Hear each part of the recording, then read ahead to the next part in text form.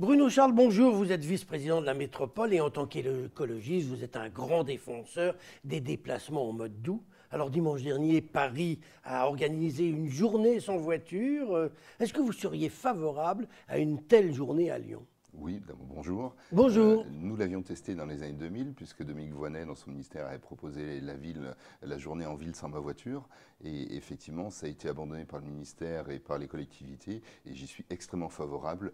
Moi, je serais même favorable à un samedi par mois sans voiture au centre-ville. Êtes-vous allé à Paris dimanche dernier? Non, je ne suis pas allé à Paris. Alors je vais vous dire, moi j'y étais. J'ai fait partie des dizaines de milliers de personnes qui ne voulaient pas aller dans Paris, mais qui avaient besoin de contourner Paris, qui se sont retrouvées bloquées pendant 1h30 à 2 heures sur le périphérique, dont 4 sorties sur 5 étaient fermées. Et c'était un véritable enfer. Alors je ne sais pas si les bourgeois... Vous êtes allé à Paris en voiture? Je suis allé à Paris en voiture parce que je n'allais pas à Paris. Je viens de vous dire, je passais par Paris obligatoirement. Et vous, ça vous arrive jamais d'utiliser votre voiture? Pour aller à Paris, non. Non, mais pour aller quelque part, ça vous arrive jamais d'utiliser votre voiture? Ça arrive d'utiliser une voiture, mais en ville, je n'étais pas en ville, je n'étais pas en centre-ville. J'étais comme des dizaines de milliers de personnes sur le périphérique pour éviter Paris. C'était l'enfer. Alors les bourgeois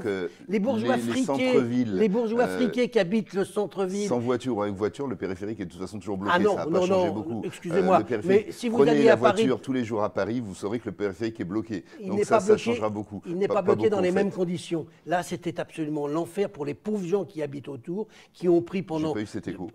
J'ai quand même pas mal de gens qui sont parisiens aussi, qui m'ont pas envoyé cet écho. Mais moi, c'est un témoignage, c'est pas un écho. Vous n'avez pas l'habitude des embouteillages parisiens, c'est tout? Non, j'ai tout à fait l'habitude des embouteillages parisiens.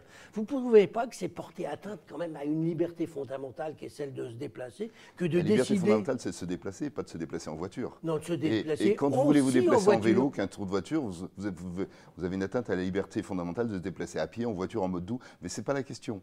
L'expérience puisqu'on l'a testé à Lyon, l'expérience de la journée en ville sans ma voiture, vous vous en souvenez? En fait, effectivement, le centre-ville, le périmètre était fermé. C'était a priori sur la pollution atmosphérique. Le bilan a été que le périmètre était trop petit pour qu'il y ait un véritable impact sur la pollution. Par contre, en ville, dans les rues, il y avait des poussettes, des enfants, il y avait une foule immense dans le silence parce que c'était beaucoup moins agressif et c'était un vrai plaisir de la ville. Il faut retrouver le plaisir de la ville, le plaisir du centre-ville en faisant baisser la pollution un petit peu. Et moi, je me souviens aussi des commerçants. Les commerçants nous avaient traités d'irresponsables parce que c'était le 3e samedi de septembre, soit leur plus grosse recette de l'année pratiquement. Au début, ils nous avaient dit « mais vous voulez nous tuer, vous êtes des irresponsables ». Le résultat, c'est que de toute façon, 95% des gens viennent déjà en transport en commun en ville. Il y a eu plus de gens que d'habitude et ils ont fait une recette supérieure à d'habitude. Donc au centre-ville, oui, c'est étonnant que les commerçants ne manifestent pas pour demander la journée sans voiture. Une fois par mois, c'est pas irresponsable. Une fois par mois, le centre-ville bloqué et vous avez vous retrouvez le plaisir de la ville à pied, sans le danger, sans le bruit des voitures, sans les pots d'échappement. Et ben pour les enfants, pour les familles, pour tout un chacun, je vous promets, c'est un vrai plaisir. Donc oui, j'en profite de votre antenne pour dire une fois par mois, le centre-ville sans voiture à Lyon, ça serait vraiment bien. Et les pots d'échappement, c'est pour les pauvres gens qui n'ont pas la chance et les moyens d'habiter en hypercentre qui sont là où il y aura la circulation. Si les pots d'échappement vous manquent, il vous reste, si on le fait une fois par mois, il vous reste 30 jours par mois pour respirer l'odeur des pots d'échappement. Je pense que ça ne sera pas trop difficile de s'en passer. Dites-moi, Bruno Charles, au-delà de la boutade, Gérard Collomb a annoncé son retour. Vous avez été un des supporters de Gérard Collomb. Vous êtes même fait élire grâce à lui, alors que vos amis d'Europe Écologie Les Verts étaient à l'époque plutôt en délicatesse avec lui. Je vous rappelle deux choses. Un, d'abord que si Gérard Collomb a été élu en 2001, ce n'est pas une alliance de toute la gauche, j'étais pas encore là. Hein. Donc que c'est mes amis Étienne Tête et Gilles Bunat qui ont fait l'accord à l'époque, je ne suis pas élu. Qu'en 2014, nous avions une liste autonome.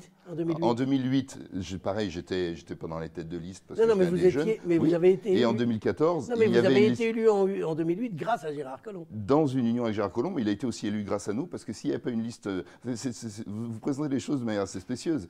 C'est l'union de tout le monde qui a fait que la ville a basculé en 2001. Et qu'elle est restée en 2008. Si tout le monde était parti séparé, je ne sais pas si l'alliance de gauche aurait gagné. Aujourd'hui, en 2014, je vous rappelle que nous sommes partis au premier tour et que nous partirons en 2020 au premier tour sous nos couleurs, qu'à l'époque, c'est nos têtes de liste, Étienne Tête et Emeline Baume, qui ont signé l'accord au deuxième tour, et qu'en 2020, Le retour de Gérard Collomb n'est pas une surprise, c'est la manière dont il le fait qui est une surprise. Il y a une vraie défiance au gouvernement. Je pense que c'est assez surprenant qu'il lâche le gouvernement de cette façon. Ça se posait la question si le gouvernement n'est pas trop de droite, même pour Gérard Collomb, parce que la manière dont il le fait est surprenante. Maintenant, je crois que les choses évoluent aussi. Son passage au gouvernement a élargi les désaccords.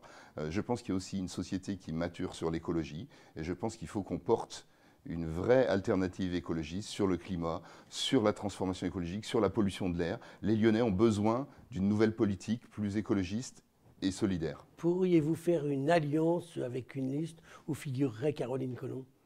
Caroline Collomb, elle a fait de la politique avant de connaître son mari, donc elle est légitime. La seule observation que je ferais, c'est que si Caroline Collomb veut faire de la politique, elle est parfaitement légitime, comme tout un chacun. Ce qui serait bien, en tant que parti qui s'est appliqué la parité et qui dit que la femme n'est pas la femme d'eux, elle ferait bien de faire de la politique sous son nom de jeune femme. Comme ça, elle ne serait pas la femme d'eux, et elle serait elle-même, elle serait parfaitement légitime. Elle a le droit, elle a le droit de faire la politique comme tout le monde, mais en tant qu'elle-même, c'est tout. Eh bien, je pense qu'elle vous aura entendu ou au moins écouté, Bruno Charles. Je vous remercie. Merci à vous.